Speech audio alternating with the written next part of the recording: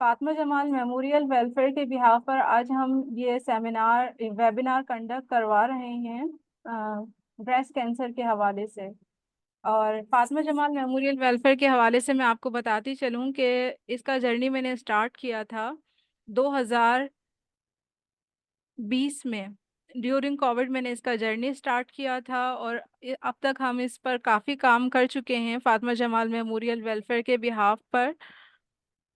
Breast cancer पर मैंने काम 2 साल पहले करना शुरू किया, जब मैंने सबसे पहला अपना सेमिनार ईसा लैब में करवाया था डॉक्टर रीना कुमारी के साथ मिलकर। और उस वक्त मुझे अंदाज़ा हुआ कि it is an alarming issue. मुझसे क्योंकि बहुत सारी ब्रेस्ट कैंसर सर्वाइवर्स भी कनेक्ट हुई और उनकी स्टोरीज सुनने को मिली, तो पता चला कि इस पर काम करने की ज़रूरत है।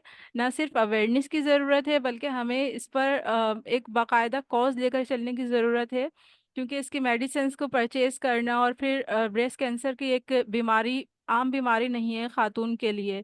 एक तो इसके एक्सपेंसेस, दूसरे हमारी ख़वातीन में मशरिकी झिझक जिसकी वजह से वो अपनी बीमारी को सही तरह से बता भी नहीं पाती हैं। तो इसको मैंने सोचा कि इस पर मुझे काम करने की ज़रूरत है और ख़वातीन को इसमें सपोर्ट की ज़रूरत है। तो मैंने इसको बाकायदा अपना कॉज बनाया, अपने कॉजेज़ में इसको शामिल किया। उसके बाद हमने सिटी कोर्ट में एक बहुत मेगा सेमिनार किया, जिसमें डॉक्टर सायमा ज़हूर जो कि ऑन्कोलॉजिस्ट हैं जेपीएमसी की, उन्हें हमने ऑन बोर्ड लिया और उनके साथ में हमने इसको मिलकर कंडक्ट किया। और इस बार भी हमारा इरादा है कि हम एक बहुत अच्छा सा मेगा सेमिनार करेंगे और ऐसा करेंगे जिसके हमें आउट बेनिफिट्स भी मिल सकें। जो हमारे साथ में लोग कनेक्ट होते हैं, इतनी दूर से हमें सुनने के लिए आते हैं, उन्हें हम अवेयरनेस के साथ साथ मज़ीद बेनिफिट्स भी पहुंचाएं।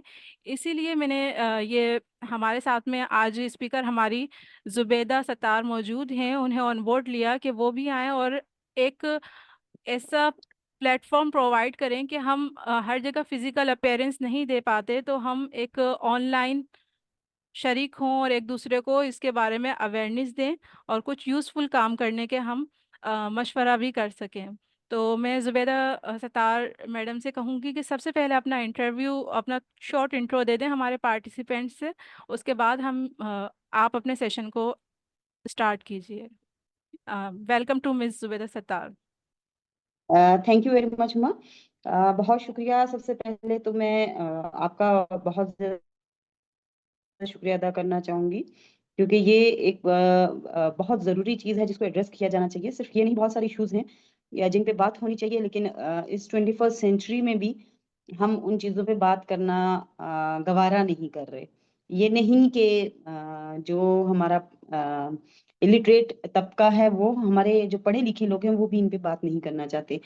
आपके इस Fatima Jamal memorial welfare organisation को तो मैं स्पेशली थैंक्स कहना चाहूँगी कि आपने इससे पहले भी एक सेशन कंडक्ट किया वहाँ पे कराची में, जो आपने फेस टू फेस था वहाँ पे, और उससे हम एक लिमिटेड ऑडियंस के पास पहुंच सकते हैं। कोविड के बाद कुछ चीज़ें हमारे लिए आसान भी हुई हैं कि हम लार्ज नंबर ऑफ पार्टिसिपेंट्स के साथ एक उसमें जो है हम उनको एड्रेस कर सकते हैं, उनको अवेयरनेस दे सकते हैं। तो ये बहुत अच्छी काविश है। मेरा नाम जुबैदा सत्तार है। I am from Quetta Balochistan, but basically मैं कश्मीर से बिलोंग करती हूँ। मेरे फादर जो हैं 50s में यहाँ बलूचिस्तान आ गए थे और यहीं पे उन्होंने अपनी सर्विस जो है वो की थी, और यहीं से वो रिटायर हुए हैं एजुकेशन डिपार्टमेंट से। I am also working as an assessment expert in Balochistan assessment and examination commission, और मैं as a human right activist भी काम कर रही हूँ। एज अ वेमन राइट उनके साथ भी, वेमन राइट एसोसिएशन जो पाकिस्तान की है उनके साथ भी काम कर रही हूँ एज अ वाइस प्रेसिडेंट। वेमन के इश्यूज को देखती हूँ, उनको एड्रेस भी करती हूँ और कोशिश करती हूँ कि जितनी हमारी वजह से जो अवेयरनेस आ सकती है सोसाइटी में, जो हमारे पास है, वो हम जितनी दूर तक फैला सकते हैं। यही हमारे इल्म का फायदा होता है। बेसिक जो मकसद है आपकी ऑर्गेनाइजेशन का, मेरा और यहाँ पे जितने पार्टिसिपेंट्स हैं, हम सब का ये मकसद है कि जो चीज़ें हमें आती हैं या हमें मालूम है वो दूसरे के साथ शेयर हों, ताकि जो हमारी सोसाइटी है उसकी बेहतरी के लिए हम सब मिलके काम कर सकें।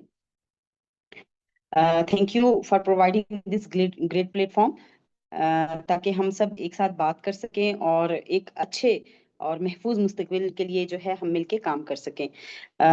थोड़ा सा मैं इंट्रोडक्शन दूंगी कि ब्रेस्ट कैंसर वैसे है क्या, और इसकी अंडरस्टैंडिंग क्या होनी चाहिए, और ग्लोबल और नेशनल स्टैटिस्टिक्स हमारे क्या कहते हैं कि कितना रेशो है इस बीमारी का। और मेरे अपने जहाँ से मैं बिलोंग करती हूँ, बिकॉज मेरी भाभी जो है वो सफ़र कर रही हैं ड्यू टू ब्रेस्ट कैंसर, और वहीं से मुझे ये रियलाइज़ हुआ कि मुझे इस इशू को एड्रेस करना है, मुझे डिस्कस करना है, ताकि उनकी फोर्थ स्टेज में जाके हमें डायग्नोज हुआ है, या फोर्थ स्टेज में जाके वो डॉक्टर्स के पास गई हैं। तो हमें उससे पहले ये चीज़ लेके आनी है, ताकि ये जो थोड़ा सा एक खौफ है या एक डर है, माशरे का है, रवायात का है, जिस भी चीज़ का है, कि हम अपने इन इश्यूज को जो है वो डिस्कस नहीं कर पाते, उससे हम निकल सकें।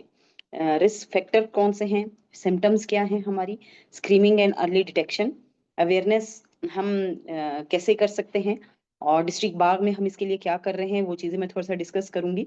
और वही सारी चीजें हम यहाँ पे भी करना चाहेंगे। यहाँ पे बेसिकली हमारे पास अगर हम बात करते हैं इस हवाले से कि ये कैंसर है क्या, actually uncontrol growth of breast cells होती है, कि आपके जो ब्रेस्ट सेल्स हैं उनकी साख्त जो है वो बढ़ना शुरू हो जाती है। और जब वो बढ़ती है, सम टाइम ऐसा होता है कि हमें पता भी लग रहा होता है, लेकिन वो हमारे पास वो अवेयरनेस नहीं है, और इस वजह से जो है हम उसको वो अटेंशन नहीं दे पा रहे, हम उसको देखते नहीं है इस तरीके से।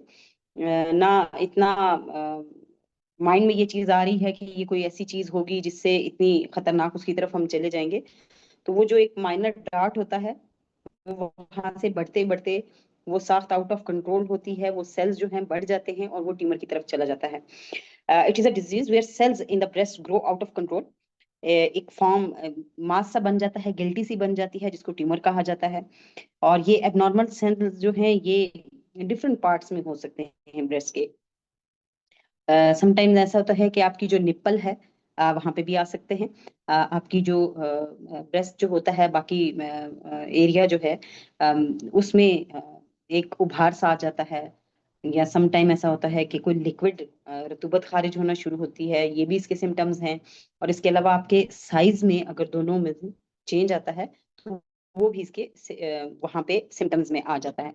अगर हम इसको अनचेक रहने देंगे, तो ये जो कैंसरियस सेल्स होते हैं, ये जो है नियर बाय जितने भी टिश्यूज होते हैं आपके ब्रेस्ट के, उनमें फैल जाते हैं। इनसे लिम्फ नोड्स बनते हैं, और यही नोड्स जो हैं पार्ट्स ऑफ द बॉडी में जो है आहिस्ता आहिस्ता शिफ्ट होते हैं, जिससे इसका फैलाव बढ़ जाता है, और फिर ये कंट्रोल से बाहर चला जाता है। जब ये चीजें होती हैं और ये कंट्रोल से बाहर होता है, फिर हम रियलाइज करते हैं कि हमें डॉक्टर के पास जाना है, हमें ये करना है। उससे पहले बहुत जरूरी होता है कि आपके जिस्म के किसी भी हिस्से की साख्त में कोई तब्दीली आती है, तो माओ का अपनी बेटियों के साथ, टीचर्स का अपने स्टूडेंट्स के साथ, या फ्रेंड्स का आपस में इतना होना चाहिए कि हम वो किसी के साथ शेयर कर सकें कि मेरे जिस्म के इस हिस्से में ये तब्दीली आई है। मैं स्पेशली ब्रेस्ट कैंसर के हवाले से बात क्यों करूंगी, क्योंकि वर्ल्ड हेल्थ ऑर्गेनाइजेशन ये कह रही है, 2022 में उनकी रिपोर्ट आई थी कि तकरीबन 2.3 million new cases of female breast cancer world wide every year जो है वो आ रहे हैं। ये दूसरी बड़ी बीमारी है जो दुनिया में डायग्नोज हो रही है, फैल रही है तेजी से। और पाकिस्तान में हर 8 में से एक फीमेल जो है वो इस बीमारी में मुब्तला है, यानी वो अफेक्टेड है। ये फिगर्स हमारे पास मौजूद हैं। हम पढ़ा लिखा तबका होने के साथ अगर हम रिपोर्ट्स देखते हैं, हम ये चीजें उठाते हैं, जब हमें पता है कि 8 में से एक खातून में ये मौजूद है, तो हमें इस सिलसिले में ज्यादा अलार्मिंग सिचुएशन है हमारे लिए, पाकिस्तान के लिए। साउथ एशिया में बहुत जल्दी ये फैल रहा है, और बहुत ज्यादा अमवात का रेशो भी जो है वो बाकी कॉन्टिनेंट्स की निस्बत बरे आज़म एशिया में ज्यादा है, क्योंकि यहाँ पे वही कल्चरल जो थोड़ी सी चीजें आ रही हैं, या अवेयरनेस कम है, या हम अभी तक उस लेवल पे सोसाइटी डेवलप नहीं हो सकी कि हम ये चीजें डिस्कस कर सके, इस वजह से। और हर साल तकरीबन 40,000 डेथ्स जो हैं पाकिस्तान में सिर्फ, वो कैंसर की वजह से, ब्रेस्ट कैंसर की वजह से हो रही है। ये डब्ल्यूएचओ की रिपोर्ट है, वर्ल्ड हेल्थ ऑर्गेनाइजेशन, और डॉन न्यूज की एक आर्टिकल था, उनको भी मैंने चेक किया। उसमें ये 2022 की जो रिपोर्ट्स हैं वो ये बता रही हैं। 2023 एंड 2024 में ये रेशो मजीद बढ़ा है, कमी नहीं आई है। उसके लिए जरूरी है कि सबसे जो बड़ी बीमारी है, मैंने कहा ये दूसरे नंबर पे फैलने वाली बीमारी है। पहली जो है आपके पास लंग कैंसर है, कि जो डायग्नोज हो रहा है वर्ल्ड वाइड, जो तेजी से फैल रहा है, वो 2.5 मिलियन है। एवरी ईयर केसेस जो है रिपोर्ट हो रहे हैं, और 12.4% जो है न्यू केसेस जो हैं वो हर साल रिपोर्ट हो रहे हैं उसके। वो भी एक लीडिंग काज है कैंसर रिलेटेड डेथ की ग्लोबली। लेकिन 1.8 मिलियन डेथ्स और 18.7 मिलियन जो हैं वो डेथ्स हो रही हैं ड्यू टू ब्रेस्ट कैंसर की वजह से ऑल ओवर द वर्ल्ड। ये वो चीजें हैं, ये वो फिगर्स हैं जो हम इंटरनेशनली रिपोर्ट्स जो हैं हम उनसे देख रहे हैं। लेकिन इन्हीं को देखते हुए अगर हम पाकिस्तान की बात करते हैं, या आप अपने इर्द गिर्द देखते हैं, या हम अभी खुद को देखें, तो हम में यहाँ पे जितने पार्टिसिपेंट्स मौजूद हैं, मैं ये कहना चाहूंगी कि हम में से कितनों ने कभी इस चीज पे गौर किया है, या अपने ब्रेस्ट का सेल्फ एग्जामिनेशन किया है। मेरा नहीं ख्याल कि हमारे पास कोई ऐसी चीज अलार्मिंग आई कि हम इस चीज के बारे में सोच सके। मेरे घर में ये केस हुआ, जब ये केस हुआ और मैं डॉक्टर के पास भाभी को लेके गई हूँ, तो उन्होंने कहा कि आप कहाँ रहते हैं, जंगल में रहते हैं, कि फोर्थ स्टेज पे, और वो जख्म इतना बुरी तरह दाना वो हो चुका था कि आप अब इनको लेके आए हैं। तो क्योंकि मैं यहाँ कोयटा में होती हूँ, भाभी वहाँ कश्मीर में है, तो उनसे जब मैंने पूछा कि ये, हालांकि ये डायग्नोज आप ये कहेंगे हुआ ही लेट है। एक तो ये वो भी है कि बिल्कुल खामोश बीमारी है। समटाइम ऐसा होता है कि ये इतनी लेट डायग्नोज होती है, ये सामने आती है कि स्टेजेस गुजर चुकी होती हैं। उनका जनवरी 2025 में दाना बना हल्का सा। फेब्रवरी में उन्होंने जनवरी में ही जाके चेक करवाया, लेकिन इतना ज्यादा वो नहीं, किसी डॉक्टर के पास गई, उसको कहा कि भी मुझे दाना निकल रहा है। उन्होंने कोई ट्यूब वगैरह दे दी, इन्होंने लगा ली। उसके बाद फरवरी में ये थोड़ा साइज जब इसका बड़ा है और उसमें पीप वगैरह पड़ी है, तब ये दोबारा गई हैं डॉक्टर के पास, तब भी नहीं दिखाया, क्योंकि वहां पे मेल डॉक्टर हैं, फीमेल है नहीं। तो वहां पे उनसे जाके कहा कि मुझे यहाँ पे एक दाना निकला हुआ है, इस तरह उसका कंडीशन बता दी कि वो किस टाइप का है। उन्होंने कहा कि इसमें से हम देखेंगे पहले, इसमें से देखेंगे कि किस तरह का मटेरियल निकल रहा है, वो हमने भेजना है।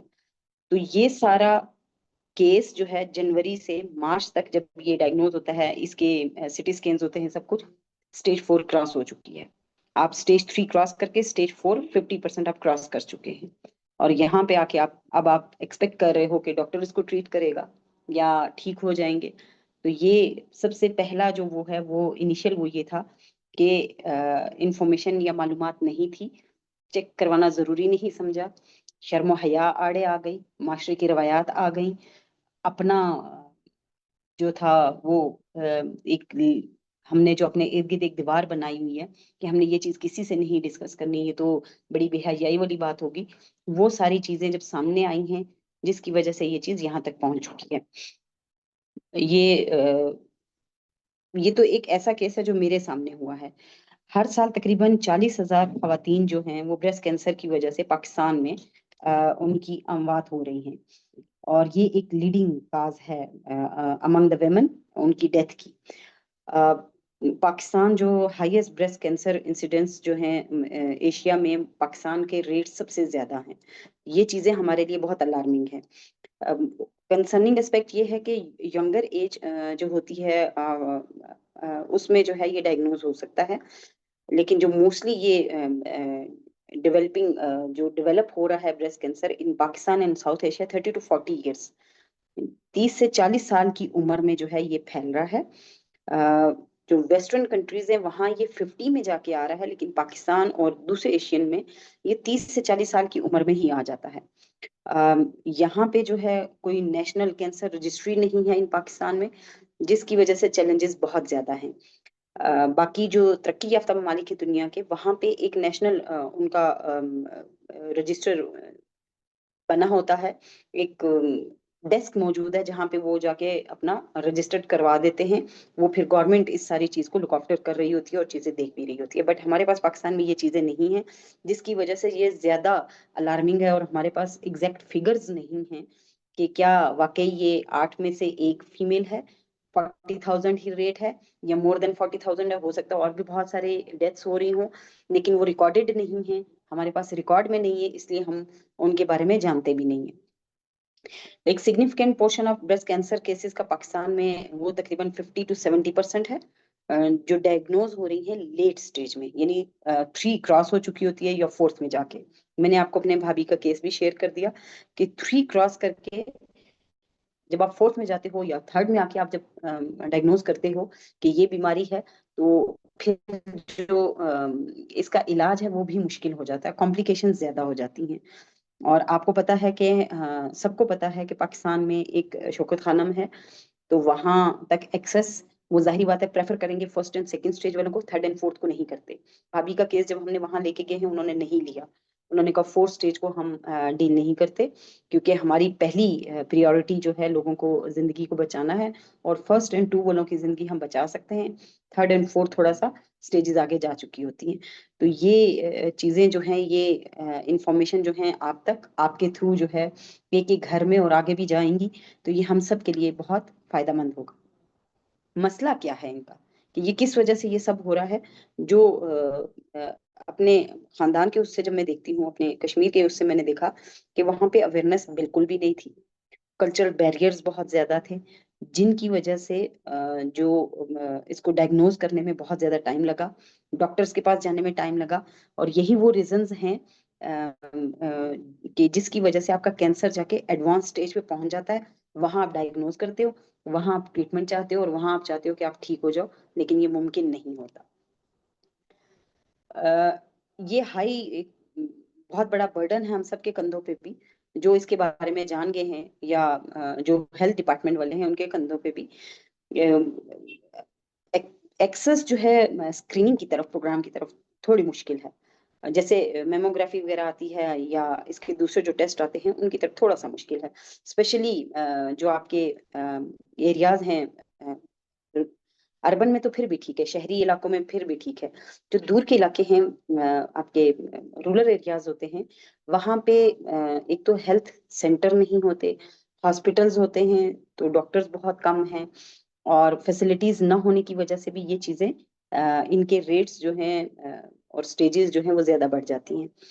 मैं कश्मीर की अगर बात करूंगी तो वो जहाँ से मैं बिलोंग करती हूँ वो रिमोट एरिया है, वहां पे हमारे पूरे गांव में कोई हेल्थ यूनिट नहीं है। तो आपको एक छोटे से चेकअप के लिए भी 4 से 5 किलोमीटर, 6 किलोमीटर जो है पैदल चलना पड़ता है। फिर कहीं जाके सड़क आती है, फिर आप गाड़ी करते हो, फिर आप डॉक्टर के पास जाते हो। वहां पे जब तक आप पहुंचते हो और उनसे जाके डिस्कस करते हो, फिर वो वहाँ उनके पास हॉस्पिटल्स में कोई ऐसा मशीनरी नहीं है। फिर वो आप डिस्ट्रिक्ट हेडक्वार्टर जो बाग है वहां पे भेजते हैं, वहां पे भी उनके पास ऐसे फैसिलिटीज नहीं है। वहां पे जो पेट स्कैन वगैरह ये चीजें नहीं होती हैं, वहां से उन्होंने इनको भेजा था इस्लामाबाद। तो आप ये देख लें कि 3 दिन लग गए आपको कंसल्ट करने के लिए डॉक्टर के पास पहुंचने में। तो ये जो टाइम होता है, ये इस बीमारी में, क्या तमाम बीमारियों में बहुत ज्यादा जरूरी होती है। बहुत सारी कोशिशें हो रही हैं, बहुत सारी ऑर्गेनाइजेशंस जो हैं काम कर रही हैं, जैसे फातिमा जमाल मेमोरियल भी काम कर रही है। तो बहुत बड़ी जिम्मेदारी भी हमारे कंधों पे आ जाती है कि ये जो अवेयरनेस है इसको हम कैसे उन एरियाज में लेके जाएं। सिटीज में तो आप दे देंगे, वो थ्रू सोशल मीडिया भी ले लेंगे, टीवी पे भी ऐड आ जाएगा वो देख लेंगे, लेकिन कश्मीर में अभी तक टीवी नहीं है, हमारे गांव में केबल नहीं है वहां पे कि वहां पे न्यूज आ रहे हैं उनको पता चले कि ये दिन मनाया जाता है इसका, अक्टूबर का पूरा मंथ मनाया जाता है ब्रेस्ट कैंसर अवेयरनेस के। वहां पे ऐसी कोई चीज नहीं है।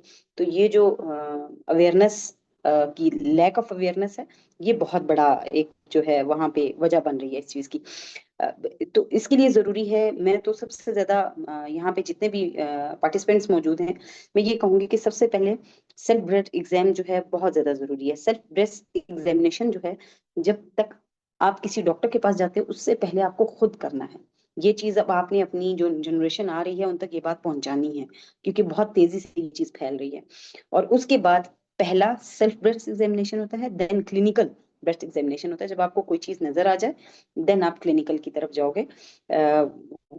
अगर ये दोनों नहीं है तो फिर आपके पास रिसोर्सेज जो हैं जाहिर बात आगे जाके और भी कम हो जाते हैं। कश्मीर की अगर बात करूं तो 35% ऑफ फीमेल जो है वहां पे सफर कर रही है ब्रेस्ट कैंसर से। और ये एक बहुत बड़ी परसेंटेज है। ये बता रही है कि ये एक बहुत बड़ा सेहत का मसला है वहां पे, आज़ाद जम्मू एंड कश्मीर में। और अब ये डिमांड भी है, इसकी वजह से ये डिमांड भी आ रही है कि टारगेटेड अवेयरनेस हो इन उन एरियाज में जहाँ पे आपका सोशल मीडिया या आपका प्रिंट मीडिया, इलेक्ट्रॉनिक मीडिया नहीं पहुंच सकता। वहां पे कैसे आप पहुंचोगे? वहां पे आपको सेशन कंडक्ट करने पड़ेंगे, कम्युनिटी को साथ लेना पड़ेगा, उसके लिए सेमिनार और स्क्रीनिंग कैंप जो है आपको लगाने पड़ेंगे। वो बहुत जरूरी चीजें हैं, तब आप जाके इन इस चीज को थोड़ा सा कंट्रोल में ला सकते हैं। अगर आप इसको डिले करोगे तो डेफिनेटली, मैंने पहले कहा कि ये स्टेजेस जो हैं आगे चली जाएंगी। कौन कौन से फैक्टर्स हैं जो कंट्रीब्यूट कर रहे हैं इस इश्यूज की तरफ? एक तो मैंने कहा कि लैक ऑफ अवेयरनेस है, लिमिटेड एक्सेस है to the health care facilities. मैंने कहा कि हॉस्पिटल्स नहीं है, हॉस्पिटल्स जाओगे तो वहां पे टेस्ट की फैसिलिटी नहीं है। तो ये जो इनसफिशिएंट स्क्रीनिंग प्रोग्राम्स हैं, इनकी वजह से ये चीजें, बहुत बड़ा फैक्टर है जो इस बीमारी की रेशो को बढ़ाने में कंट्रीब्यूट कर रहा है। अब की इवेंट्स कौन से हो सकते हैं, हमें क्या जरूरत है करने की? हमें सेमिनार्स करने चाहिए, हमें अवेयरनेस कैंप जो हैं स्कूल्स में, कॉलेजेस में, यूनिवर्सिटीज में हमें ऑर्गेनाइज करने होंगे। अब बहुत ज्यादा जरूरी हो गया है कि हमें इन चीजों पे काम करना होगा। कुछ चीजें हैं जो नॉन मॉडिफाइबल हैं, कुछ चीजें हैं जो हम कर सकते हैं। नॉन मॉडिफाइबल फैक्टर्स जैसे कि एज, अगर आपकी उनकी एज 60+ हो चुकी है तो उसको हम कम नहीं कर सकते। उसकी वजह से रेशो अगर ज्यादा हो गया है या ये बीमारी ज्यादा फैल चुकी है तो वो एक ऐसा फैक्टर है कि वो मॉडिफाई नहीं हो सकता, एज का फैक्टर। बाकी जो फैक्टर्स हैं जो हमारे हाथ में होते हैं उनको हम कंट्रोल कर सकते हैं और उनके थ्रू जो है हम चीजें बेहतर कर सकते हैं। BRCA1 एंड BRCA2 और जीन्स होती हैं that's everyone has, and they are often called the tumour suppressor genes because their normal job is to help repair damaged DNA। ये वो हमारे अंदर मौजूद होते हैं कि जिनके जरिए हम प्रिवेंट कर सकते हैं कि कौन सी बीमारी जो है हमारी आगे जा रही है, और कौन से फैक्टर्स जो हैं वो मॉडिफाइबल हैं, कौन से जो हैं वो मॉडिफाइबल नहीं है। प्रेजेंटेशन में यहाँ शेयर कर दूंगी। इसमें कुछ चीजें डाइट से भी रिलेटेड हैं, वो भी यहाँ पे मेंशन की हुई हैं कि कौन कौन सी चीजें हैं, आपको अपना लाइफस्टाइल कैसा रखना है, आपको अपना वेट कैसे रखना है, आपको खाने में क्या चीजें लेनी चाहिए। वो सारी चीजें जो हैं उनको भी हम कंट्रोल करके इन फैक्टर्स को थोड़ा कंट्रोल कर सकते हैं। अ, पहली चीज जो हम ऑब्जर्व करेंगे अगर हम सेल्फ एग्जामिनेशन कर रहे हैं, ब्रेस्ट साइज के शेप में या साइज में अगर चेंज आया है। दूसरी चीज जो आप देख सकते हैं वो निपल के इन्वर्जन या निपल से कोई डिस्चार्ज हो रहा है। तीसरी चीज, अगर आपके स्किन में कोई आपको खड्डा सा बना हुआ नजर आ रहा है किसी भी हिस्से में ब्रेस्ट के, तो ये मेन सेल्फ एग्जामिनेशन के हैं जहां आप इनको एग्जामिन कर सकते हैं। जब आप सेल्फ एग्जामिनेशन में इनमें से कोई भी चीज सामने आती है देन आपको क्लिनिकल ऑब्जर्वेशन के लिए जाना पड़ेगा, क्लिनिकल ब्रेस्ट एग्जाम जो है उसके लिए आपको जाना पड़ेगा। अ, आवाज आपको कम आ रही है? Now I am audible? मेरी तरफ आवाज़ क्लियर है, और भी पार्टिसिपेंट्स बता सकते हैं कि उनकी तरफ भी मसला है आवाज़ का या नहीं। मेरी तरफ आवाज़ क्लियर है आपकी। आवाज क्लियर आ रही है? क्योंकि अभी एक मैसेज मैंने देखा, उन्होंने कहा कि आवाज थोड़ी कम आ रही है। जी, आयशा को आवाज़ कम आ रही है, लेकिन और कोई पार्टिसिपेंट्स बताएं। तो ये कुछ चीजें थी कि जो हमें पहले करनी चाहिए कि हमारे पास जो है सेल्फ एग्जामिनेशन सबसे ज्यादा जरूरी, उसके बाद क्लिनिकल। जब आप सेल्फ में ये तीन चीजें देख लेते हो, इनमें से कोई भी चीज है, देन आपको जो है क्लिनिकल की तरफ जाना पड़ेगा। उसके बाद इसमें मेमोग्राफी होती है, एक्सरे वगैरह होता है, देन आपका स्कैन होता है। उसमें अगर आप अर्ली स्टेज पे होते हो तो ये क्योरेबल है, आप आराम से जो है इसका इलाज करवा सकते हो। लेकिन जब हम डिले करते हैं तो फिर हम एक्सपेक्ट करें कि हम ठीक हो जाएंगे, ऐसा नहीं हो सकता। पुंछ मेडिकल कॉलेज में एक स्टडी हुई थी, उनमें वहाँ पे जो है वहाँ पे कुछ मेडिकल कॉलेजेस भी बहुत कम हैं, कश्मीर की बात करूँ। और अगर बलूचिस्तान की बात करूँ तो यहाँ पे हमारे पास एक ही हॉस्पिटल है, सिनार हॉस्पिटल, और वही ये सेशन कंडक्ट कर रहा होता है। मैं यहाँ पे भी अवेयरनेस सेशन जो है वो कंडक्ट करने की कोशिश कर रही हूँ, स्कूल्स में, कॉलेजेस में एंड यूनिवर्सिटीज में। ये बहुत ज़रूरी है हम सब के लिए, हम सब पे बहुत बड़ी जिम्मेदारी आ रही है। अच्छा, इन चीज़ों को हम बेहतर कैसे कर सकते हैं कि अगर हम सेमिनार करवाएं, वॉक्स करवाएं, कम्युनिटी हेल्थ ड्राइव्स करवाएं, पब्लिक प्राइवेट पार्टनरशिप थ्रू अगर हम कम्युनिटी के अंदर ही जाके कोई सेशन, अवेयरनेस सेशन दे दे और फीमेल टू फीमेल होगा, तो वो जो कल्चरल एक आ रहा है हर्डल, वो कंट्रोल हो जाएगा। ये बेहतरीन चीज़ें हैं जो हम इसकी अवेयरनेस के लिए हम कर सकते हैं। और इसमें हम जब हम उनको सेशन देंगे, डेफिनेटली हम उसमें इनकरेज करेंगे रेगुलर स्क्रीनिंग को, स्पोर्ट्स सुपरवाइजर एंड प्रोग्राम्स को ऑर्गेनाइज करेंगे। हम different types of events organise कर सकते हैं, जैसे अक्टूबर का मंथ आ रहा होता है, उससे पहले हम अपना एक कैलेंडर शेड्यूल कर लेते हैं कि हमने इन इन एरियाज को टारगेट करना है। इस साल मैंने कराची के ये एरियाज लेने हैं, रूरल एरियाज कौन कौन से हैं, अर्बन एरियाज कौन कौन से हैं, उसके अकॉर्डिंग हमने थोड़ा सा प्लान आउट करना पड़ेगा। यहाँ पे तो कराची में फिर भी एक्सेस है, हमें अब उन इलाकों को देखना है जहाँ पे, मैं बार बार कह रही हूँ कि हमारी एक्सेस प्रिंट इलेक्ट्रॉनिक मीडिया तक नहीं है, वहाँ इन चीजों पे ध्यान देने की ज्यादा जरूरत है, वहां पे इसका रेट ज्यादा है। Now I am opening the floor for the questions. कोई भी अगर कुछ पूछना चाहता है, डेफिनेटली जब तक आप पूछोगे नहीं तो यहाँ पे डिस्कस करोगे, तो मुझे उम्मीद है कि हम आगे जाके भी वो इन चीजों को शेयर कर सकेंगे। मुझे वो चाहिए। जी जी। ये चैट में किसी ने एक सवाल लिखा है, मोबाइल नंबर शो हो रहा है, सवाल नाम शो नहीं हो रहा, तो आप ये सवाल देख लें, देन फिर मैं बात करती हूँ पार्टिसिपेंट से। मुझे यहाँ पे अभी तक तो कोई मोबाइल नंबर शो नहीं हुआ। I will share my number as well. कुछ भी सॉरी, अगर ये पूछना हो यहाँ पे, मैं चैट यही में चीज चाह रही थी। देखें, क्वेश्चन लिखा हमें हुआ है यहाँ पे फ्रॉम दैट। हमें शेयर करना होगा। आप यहाँ पे आज बोलेंगी, ये सारे हम एक ही हैं और एक ही जेंडर बैठा हुआ है, तो हम यहाँ पे आपस में नहीं बोल पा रहे, तो हम अगर मेल डॉक्टर आ जाता है, हम उसके सामने कैसे हेलो बोलेंगे? हेलो, अस्सलाम जी जी। वालेकुम। वालेकुम सलाम। जी, डॉक्टर वीनेश हियर, कैसी हैं आप? अल्हम्दुलिल्लाह, आप ठीक है? जी अल्हम्दुलिल्लाह, शुक्र। अच्छा, जी मैम। मेरा क्वेश्चन ये है, मेरा क्वेश्चन जो है ना ये है कि जब ट्रीटमेंट अगर जैसे आपका कंप्लीट हो जाता है तो अल्लाह ना करे कि अगर हमें कहीं और जो है वो ये यूट्रस में या कहीं भी हो, तो हमें कैसे वो आइडेंटिफाई होगा कि कैसे हमें कुछ भी क्लियर होगा कि अल्लाह ना करे कि कहीं हो ना।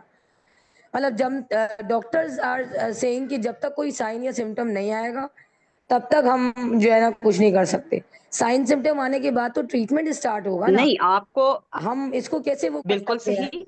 अच्छा, पहली चीज जी तो हाँ, ये है कि आज मैं जो बात कर रही हूँ, ये मैं ब्रेस्ट कैंसर के हवाले से बात कर रही हूँ, कि अगर आपके बिल्कुल बिल्कुल ब्रेस्ट में एग्जैक्टली। मौजूद है, जी जी उसके सिम्टम्स भी मैंने बताए कि जी जी। आपके पास सबसे पहले सेल्फ एग्जामिनेशन बहुत ज्यादा जरूरी है।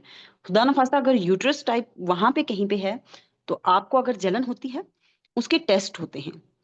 आपको कोई मामूली सी भी जलन हो रही है, या स्वेलिंग टाइप फील हो रही है, या यूरिन पास करने में कोई इशू हो रहा है, या बैठने उठने में, या किसी दूसरे आप जो मेल एंड फीमेल का जो रिलेशन होता है वहां पे जो आपका ताल्लुक है, उसके दौरान में आपको कोई प्रॉब्लम होता है, then definitely you have to consult your doctor. तब भी आपको जाना पड़ेगा, उसका भी टेस्ट होगा। ब्रेस्ट की अवेयरनेस इसलिए जरूरी है कि इसका रेशो बहुत ज्यादा है, और अगर ये फैल गया then definitely it will spread towards the lungs. Lungs की तरफ भी जाता है, आपके लिवर की तरफ भी जाता है। तो इसको कंट्रोल करना, क्योंकि ये इसका रेशो इस टाइम लंग्स के बाद सबसे ज्यादा है, तो अच्छा, हमें फीमेल में इसका रेशो बहुत ज्यादा है। तो हमें इसको कंट्रोल करने के लिए मैं बता रही हूँ कि अगर ये सिम्टम्स मौजूद हैं, क्या कोई सिम्टम्स रतूबत मौजूद खारिज हैं? हो रही है, कोई लिक्विड आपको नजर आया। जी जी। इसको रिपीट कर दीजिए, और हमारे पास टाइम भी थोड़ा सा कम है, तो मैं ये चाह रही हूँ कि हम इसको प्रोग्राम को अच्छी तरीके से फाइंड अप करें। एक दो मैं बात भी करना चाह रही हूँ, जैसे आयशा का हमारे साथ सवाल है कि आप रिपीट कर दें इसके सिम्टम्स को क्विकली। मैं सिम्टम्स बारह बता देती हूँ कि सेल्फ ब्रेस्ट एग्जामिनेशन, उसमें आप सबसे पहले अपने ब्रेस्ट का साइज और शेप, 2 चीज़ें बहुत ज़रूरी होती हैं। साइज़ अगर चेंज हो रहा है या शेप में कोई भी चेंज आया है, ये पहला उसका यहीं से आपको पता चल जाएगा, आपको फ़ौरन डॉक्टर को कंसल्ट करना है। आपने ओ- क्लिनिकल एग्ज़ामिनेशन के लिए जाना होगा। ओके। दूसरी चीज़, अगर कोई लिक्विड लिक्विड अगर आपके निप्पल से आ रहा है या किसी भी किस्म की कोई रतूबत ख़ारिज होती है, देन ये भी अलार्मिंग है। हम्म। जो माएँ फ़ीड करवा रही हैं, अगर वहाँ पे कोई पीप या कोई ऐसी चीज़ आई है, उनको कंसल्ट करना पड़ेगा। ओके। तीसरी चीज़, अगर कोई डिंपल बन जाता है किसी भी एरिया में आपके ब्रेस्ट के, ये भी एक साइन समझ आ जाता है। यहाँ से भी आपको एक हिंट मिल गया है कि आपको क्लिनिकल एग्ज़ामिनेशन की तरफ जाना होगा। ओके। अच्छा, हमारे साथ में सादिया आसिम मौजूद हैं। जिस तरह से आपने जर्नी शेयर की कि आपकी भी भाभी को ये डायग्नोज हुआ था, तब आपने इसके ऊपर रिसर्च शुरू की। तो सादिया आसिम हमारे साथ मौजूद हैं और उन्होंने भी शेयर किया था कि उनकी सिस्टर को ये ब्रेस्ट कैंसर हुआ। तो मैं चाहूँगी कि बीइंग अ कराचीआइट, आप भी थोड़ा सा अपना ओवरव्यू शेयर करें कि क्या ये जर्नी रहा और किस तरह आप लोगों ने इसको रिकवर किया। सादिया आसिम, आप मुझे सुन रही हैं तो काइंडली आप थोड़ा सा अपना माइक अनम्यूट करें और शेयरिंग करें प्लीज़। जी जी जी, अस्सलाम वालेकुम। जी, जी, जी। मेरी बहन को हुआ था। और ये नहीं, मैंने कर लिया, ऑन कर लिया। जी जी, जी, और बहन को डायग्नोज हुआ था और उसका सेकंड स्टेज डायग्नोज हुआ था। तो यही था, ठीक है। उसके अंडर आर्म में उसको ना लंप महसूस हुआ था। और हुँ, उस अच्छा, हमारी क्योंकि फैमिली हिस्ट्री में भी है, मेरी मदर को रहा, बल्कि मदर को पास हुए हुए समझो 6 मंथ्स ही हुए थे, ये तो बहुत छोटी अलार्मिंग बहन है। का ये। जी, मतलब ये फौरन ही एकदम से मतलब विद इन 6 मंथ्स हमें उसका पता चला, तो हम वेरी लोग के गुड। लिए बहुत शॉकिंग था। मुझसे छोटी है। उसकी एज रही थी उस वक्त, आई थिंक 49-50। तो ये कि अल्हम्दुलिल्लाह अब ये कि कवर रिकवर कर गई है। यहाँ पे अमेरिका में होती है वो, तो उसका समझे सारा उन्होंने जो यहाँ के होते हैं तरीक़ेकार, एक जो होती हैं जो जो अच्छा, कोई मेडिकल एड्स उनको वगैरह कोई जो। चीज़ ऐसी फ़ील हाँ, नहीं हुई, उन्होंने बहुत अच्छे से जाके डॉक्टर से देखिए कंसल्ट के डिस्कस किया, व्हाई? बिकॉज़ आप कराची मेन सिटी में हैं या वो यूएस में हैं, दैट्स वो व्हाई कि दैट्स वहाँ वाई। पे आपके अंदर वो जो कल्चरल बैरियर्स जो हैं या वो जो शाइनेस है, वो शर्म-ओ-हया है, जी जी वो जी वाला जी, फैक्टर जो है वो शर्म-ओ-हया है, लेकिन ये बिल्कुल है। मेडिकल चीज़ है, ये मेडिकल आपको चीज है। डिस्कस करनी पूरा टाइम पड़ेगी। वो बहुत परेशान रही इस बिल्कुल। चीज से, क्योंकि यार यहाँ मेल फीमेल सब कुछ, बल्कि जो हाँ, मेन डॉक्टर बिल्कुल। जिन्होंने सर्जरी की ऑब्वियसली वो हेलो। मेल ही थे। हुँ। तो बार बार कहती भी रहती थी कि मैं क्या कर रही हूँ, और मैं मामा यही की कह रही हूँ, अब बहुत ये देखिए ना माशाल्लाह कि एक्टिव इस थी। लेवल पे हम्म आके वो हम्म पढ़ी लिखी भी हैं, शहर में भी रह रही हैं, जब वो हम्म इतनी रिलक्टेंट थी डिस्कस करने में, शेयर करने हम्म, में, डॉक्टर के पास जी जाने में, तो आप ज़रा रूरल एरियाज़ का सोचें, जहाँ मैं अपनी जी भाभी की बात कर रही हूँ कि वहाँ पे कितना मुश्किल है उन लोगों के लिए कि ये हम्म, चीज़ डॉक्टर को जाके सिर्फ बताना कि मुझे कहीं पे यहाँ कहीं दाना निकला हुआ है, ये बात होती है। जी वो ये जी, नहीं बोलते कि कहाँ पे है एग्ज़ैक्ट, चेस्ट का लफ्ज़ तो यूज़ ही नहीं होता,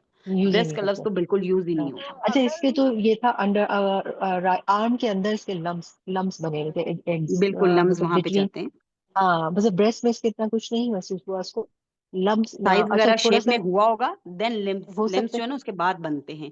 फर्स्ट आपके ब्रेस्ट के अच्छा। साइज के एरिया जो है ना यहाँ पे थोड़ा सा ब्रेस्ट जो है आपका, इसकी शेप जो है चेंज होना शुरू होती है, ये यहाँ पे कोई चीज आई होगी, उसके हम्म बाद जो है वो शेप। अच्छा, लिप शेप को हम नोड्स जो है कैसे। बनना शुरू। अब मेरा ये क्वेश्चन भी है कि ज़ाहिर है अभी एज आपकी, ज़ाहिर है शेप में तो चेंज आता ही आता है। तो हम्म तो ये हम अलार्मिंग कैसे। अच्छा, और जैसे निपल्स हैं, आप कह रही हैं कि उसमें से कुछ डिस्चार्ज हुआ, तो एक नॉर्मली जो है कभी कभी जैसे क्रीमी से कभी किसी को डिस्चार्ज हो रहा है, वो तो एक नॉर्मल कहा जाता है। जैसे ये मैं पूछना चाह रही हूँ आपसे, तो ये क्या हम्म चीजें हैं, ताकि मैं आगे भी फैमिली बच्चों को भी गाइड कर सकूं और ये सारी चीजें। ये तो तो आपको एक होता अब। है मतलब ये जी, क्या जी। मतलब अक्सर सुनने में आया है कि वो कहती है नहीं, थोड़ा उसको तो अच्छे से ना, जैसे हमारी अम्मी कहती थी अच्छे से हम्म वॉश करके नहाया करो और बिल्कुल। साफ किया करो। हम्म और ये कभी बहुत कभी जरूरी होता है। मुझे जी जी, बहुत हमारी अम्मी ने तो बहुत शुरू से हम लोगों को जब हम लोग इतनी यंग एज में थे, तो हमने भी अपनी बेटियों को यही कहा है। तो और खासतौर पे जब शादियां हो जाती हैं, फीडिंग वगैरह करते हैं, उसके बाद जैसे अगर हम बच्चियों को हम अवेयर करें, अब जब यंग मेरी भांजी भी है, वो भी बहुत डरती रहती है इन्हीं चीजों से ना। तो उसको तो बल्कि हम सबको काफी खौफ ये आ गया था कि शायद अब हम सबको ये आहिस्ता आहिस्ता ये चीजें हो रही हैं।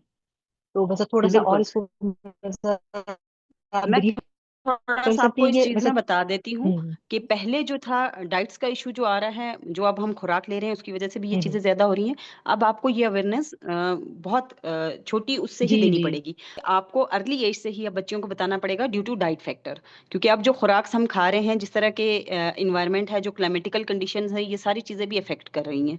तो आपको स्कूल लाइफ से ये सेशंस देने स्टार्ट करने हैं, कॉलेज में भी, कि आपको कौन कौन से ये बेसिक 3 सिम्टम्स जो हैं ये बहुत ज़रूरी हैं, ये ऑब्जर्व भी हो जाते हैं और ये इजी भी हैं, सेल्फ एग्जाम में ये आ जाते हैं। ये आप स्कूल लाइफ, कॉलेज लाइफ और आगे यूनिवर्सिटी लाइफ में भी बताएंगे। फिर जब शादी के बाद की जो चीज़ें हैं वो तो बिल्कुल कि आपने ये चीज़ें मॉनिटर करनी है। जब फीडिंग पे मदर्स आ जाती हैं उनको बहुत ज़्यादा इस चीज़ को देखना है, क्योंकि भाभी का भी यही इशू था कि उनकी बेटी जब हुई थी 5-6 साल पहले, तब से ये बीमारी थी, किसी को नहीं पता चला।